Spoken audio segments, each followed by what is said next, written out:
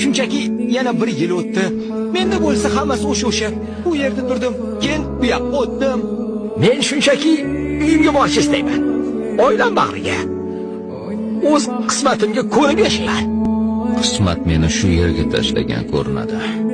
O'zimni so'nggi noto'g'ri qadamimni qo'ydim. Ko'p ishlar qilmoqchi edim.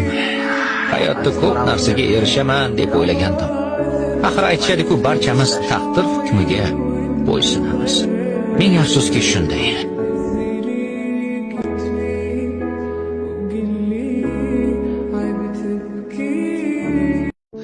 Shunchaki yana bir yil o'tdi.